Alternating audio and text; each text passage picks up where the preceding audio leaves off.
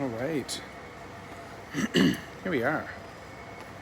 Hey guys, it is Kevin coming to you live from Osaka, Japan. That's right, I'm in Japan now. I'm out of China. China is done. My family and I have left the building, and we're here in Japan. So let's check that out. I'll share with you guys a little bit of what I'm seeing. So we are staying in a neighborhood, an area of the city called Tanimachi, and this is a shotengai, or a covered arcade that's pretty well known here, called the Karahori shotengai. And a shotengai is a covered arcade, or covered shopping arcade, which is kind of what was a popular place for people to come and shop and things before there were shopping malls. So this place basically has a whole bunch of restaurants. It's lit up into the evening. Most of the shops are actually closed right now, but there's a few places open. There's an okonomiyaki restaurant right there. You can see down this way. So we've been staying here now for 9 days in this neighborhood, and it's been pretty cool. It's been really cool. Yeah, we've been here for 9 days, and we left China on the 14th of June. We flew into Narita, and then we spent a few days up in we went to Disneyland and we went to Disney Sea. I'm having so much trouble talking right here. Hey, Kevin live. What? Yeah, that's right. That's right, Matt. I'm live. I am live. Live right now, coming to you from the Karahori shotengai in Tanimachi in Osaka, Japan. Just out for an evening stroll. It's a little bit after 8 p.m. Osaka time. And again, been just loving being here again, loving being in Japan. To be very honest, wish I was working here, but I won't be. For those of you who do follow me on my social media will know that I'm here for a month. We've already been basically here for 2 weeks, got a couple of weeks left, and then we're off to Canada. And we'll be in Canada for 2 weeks, and then we're off to Malaysia after that. Going to Malaysia, because that's where my work is. All right, so back to the shotengai. So this place in the daytime is very busy. Very, very busy place. It's a mix of apartments. Apartment there. And like apartments, shops. There's a craft beer place that's owned by a foreigner. Yeah. I'm gonna take you along here for another moment or two, and then I'm going to kick off, go down a side street. Alrighty. Let's take a peekaboo down here.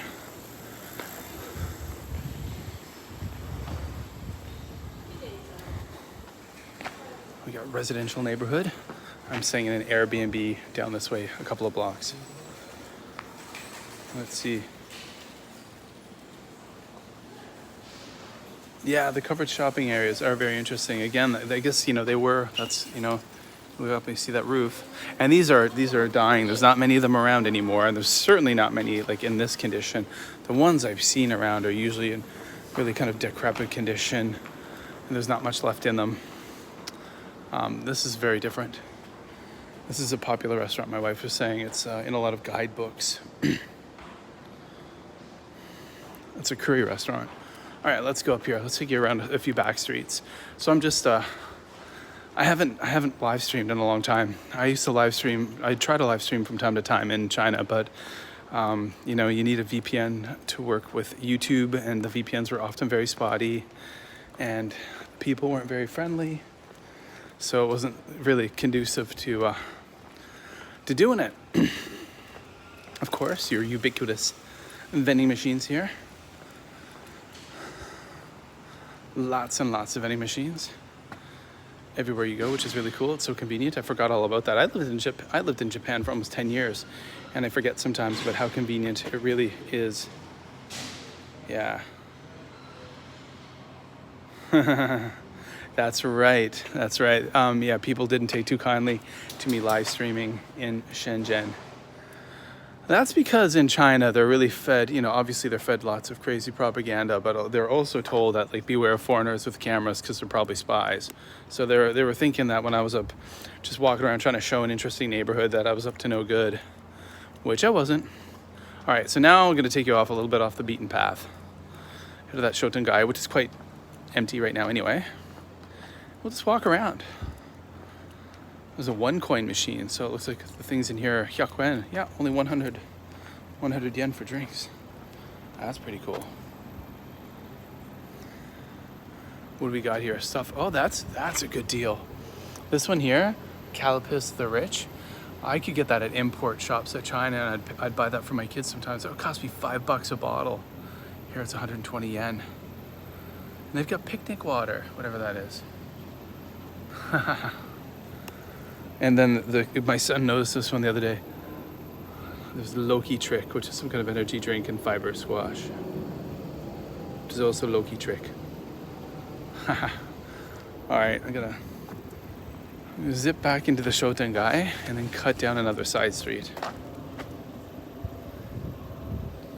Yeah, 100 yen is a steal. You can't get anything for $1 in Canada either. Mind you, I haven't been there in 4 years. I don't know. I assume so. You couldn't do it 4 years ago. I don't know why you'd be able to do it now. Yeah. So one thing I want to mention, and check the links below, guys. Especially all of you watching after this is live, when the live is finished, is the podcast. I'm podcasting again. You guys may, if you've been following me for a long time, may remember the Just Japan podcast. Well, because I don't live in Japan anymore, I'm here now, but I'm based in Asia. I've been in Asia for 21 years. It's kind of a rebranding, but it's in a new feed too. So it's starting from scratch in many ways, but there's a lot of similarities. It's called the Just Asia podcast. But instead of focusing primarily on Japan, I'm interviewing people who do really cool things in countries like Korea, South Korea, China, Malaysia.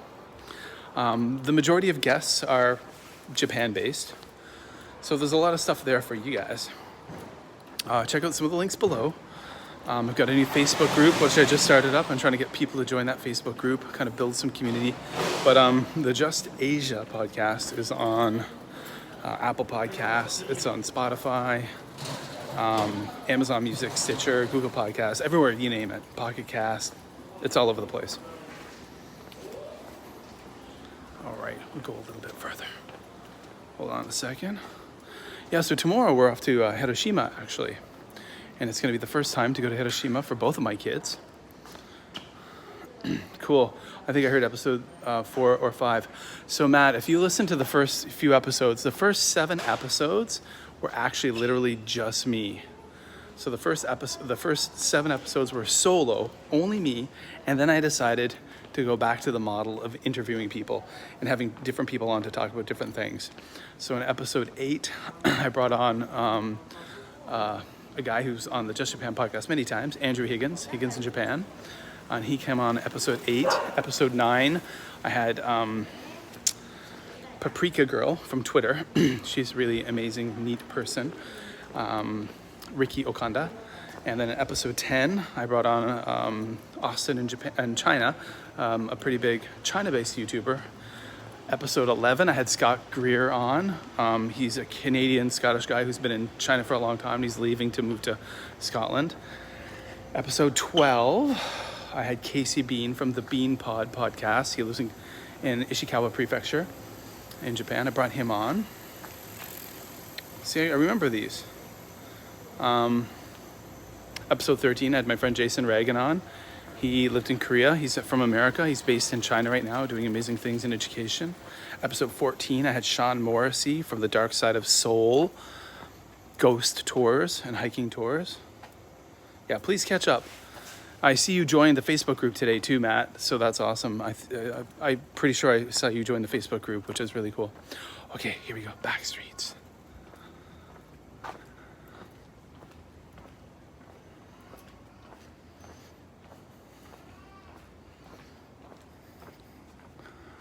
So there was a house taken down here recently. See, they got the blue tarp on this side. I don't think anyone lives in... Oh, there's a light on in this house, but the windows up there are all taped up. Those windows are taped up. I don't know if it kind of looks like someone lives... And there's a CCTV camera right there. So it kind of looks like it's abandoned, but at the same time, maybe it's abandoned but just being taken care of. Someone lives here. Yeah, very old style houses. And what's neat about this neighborhood, this is called Tanimachi. So it's an older neighborhood, and there's a lot of rejuvenation here. So a lot of the buildings have been renovated and turned into really neat restaurants and things like that. There's a bistro here. So a lot have been turned into really neat restaurants and cafes. Like all these places. So there's some kind of restaurant there. There's a little hidden restaurant here. It's not really hidden, I suppose. You can see people inside. Bistro Gallop. There's a laundromat. Someone's in there I don't want to show. Laundromat, don't see those often at Coin Laundry. Building for sale. And this place looks like it needs way too much work for me. So this one's for sale. It's a Showa building. That's like the mud walls and stuff. Yeah. These buildings would cost so much to renovate. But there's a lot of that going on around here. A lot of young people who move into this neighborhood, and the Tanimachi area has become known as one of the most hip places in the city. More old buildings with a restaurant in there. People inside. Let's head out this way. Yeah, so you're just walking around here, and I'll come out walking here every night. And I'll come out walking with my wife some nights. And she's as fascinated as I am because there's all these like community spaces, free libraries, cafes, neat bookstores. Okay, let's head up this way. And when I was here 3 years ago, we were here for like 9 months. That's when like COVID was just kicking off. In the beginning of February of 2020, we came here, and then the borders for China closed, and our job was in China, and our apartment and our pets and all of our things. And we waited here for 9 months to be able to get back in. And we were staying in the Nishi-Yotagawa area of Osaka most of the time. And that's a pretty poor neighborhood. And we stayed in an area called Mitejima, and then a place called Himejima, and then later on a place called Taisho, which is a little bit different area. That's near the Osaka Dome. But in the Nishi-Yotagawa, it's pretty poor. So to be honest, it's not the safest neighborhood. I mean, I wouldn't want my kids running around by themselves. I guess for me it was okay at night, but even then sometimes there were some interesting individuals you'd see, and it wasn't very clean. Whereas in this neighborhood is very different. This neighborhood is very clean. It feels very safe. It's very nice. Okay, let's go down this way. Oh yeah, there's some neat restaurants down here too. I walked in here with my wife the other day and we stopped and looked. So yeah, tomorrow we're going to Hiroshima. We're going for Monday and Tuesday. My kids have never been on a bullet train before, so we've got Shinkansen tickets. We're taking the Shinkansen from Osaka to Hiroshima. This is really neat. This is a children's library. There's someone sitting there, so I'll kind of back off. It's a neat place. It's only open a few days a week, and they have guest story readers. Seems like a cool idea. Yeah. More people enjoying restaurants, enjoying eats.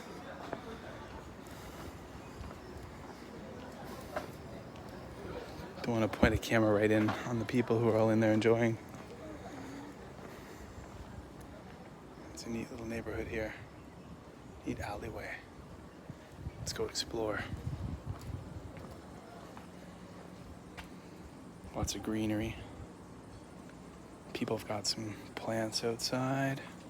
People do that in these areas that don't have green spaces. There's the kitchen. This person's got a lot of cactuses. And there you go, guys. Look at that. A whisper here. There is a little shrine right there.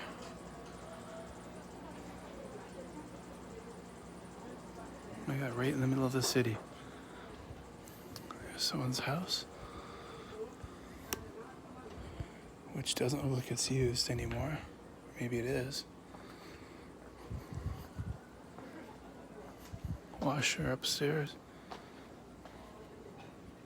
Tarp covering up part of this one. I see a bunch of old coins hanging in the window. Wonder what that's all about. Oh, someone lives up there though. Lights are on. Yeah, they do utilize every spot. Oh, this is a neat looking place. Studio Fate, it says on the sign. Some kind of art studio or something? I don't know. Neat though. There's so much neat here, right? I never get bored of being here in Japan. I'm gonna whisper though because there's a lot of, and then right over here, modern apartment block. Wow, so cool, right? The wiring's always very interesting in this place. Sally McLean Lane, it says on the sign. What is this? An antique shop? Interesting things in the window. There's like a nutcracker and an old singer or some kind of sewing machine and stuffed teddy bears, and this one's not as taken care of in people's houses here. You guys saw that kind of Showa era housing. To be honest, these places are real fire traps.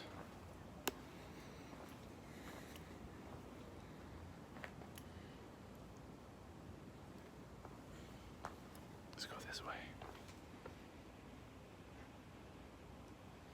Cheers, Matt. Thanks for saying that. My back in the day alley videos. I love doing those. That was my bread and butter.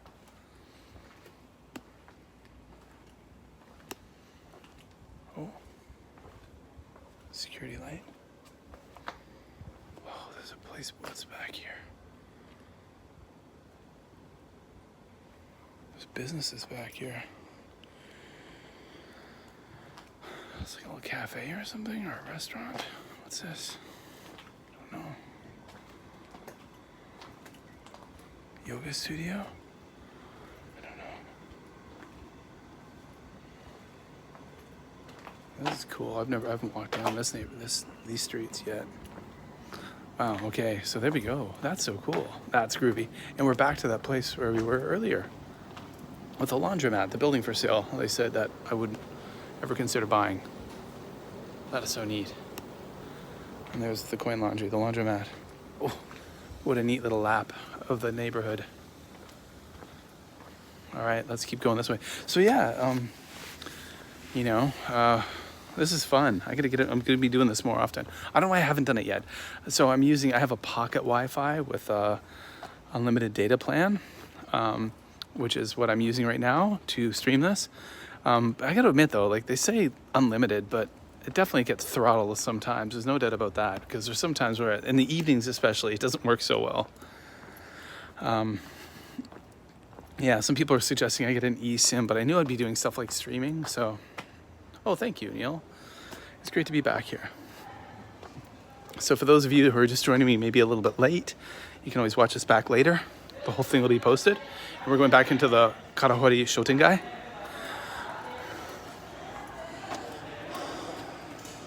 Lots of people down there. People getting out from things. It's Sunday evening here. Big crowds of people getting out of places. I think, here I am. I think a lot of restaurants and stuff are closing right now. Stuff doesn't stay open. Here is an abandoned hair salon behind me. There's no one there. An abandoned hair salon. Let's turn this around. Oops, back on me again. Don't want that. All right, let's head down this way. And this is a lot of fun, guys. But I'm gonna wrap it up pretty soon. This place is alive and well and hopping during the daytime, the Karahori Shotengai. And it's a very active place, which is neat. A lot of neat restaurants. Yeah, so guys, I missed that last question that got typed in there. Something about kids. Just in case you guys are wondering, my kids are here. My wife and kids are here. For those of you who watch me on YouTube for like a really long time and have been following me, you will be very shocked to learn that my son Kai is going to be 13 years old next month. And my daughter is 10 years old, Rena. Isn't that insane? And he is the same height as me now, and he's got bigger feet than me. And he's a big, strong kid, which is awesome. I think I kind of know where I'm going right now. Maybe. Yeah. And they're just in the Airbnb right now, chilling. They're packing their bag. We're going to be, I think we're leaving the house at 7 a.m. tomorrow to head to the Shinkansen station. And it's going to be awesome. Going to be riding Nozomi, I think. Shinkansen. It's going to be super cool. All right, and I'm coming up on a supermarket here, a live supermarket, and that's it for me for this live stream, guys. Thank you so much for watching. If you're watching this after the fact, thank you so much for watching it after the fact.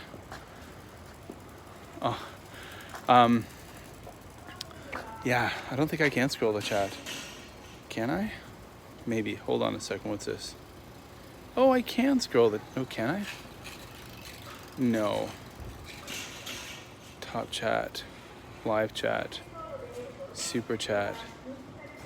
No, I can't. No, I can't see that right now.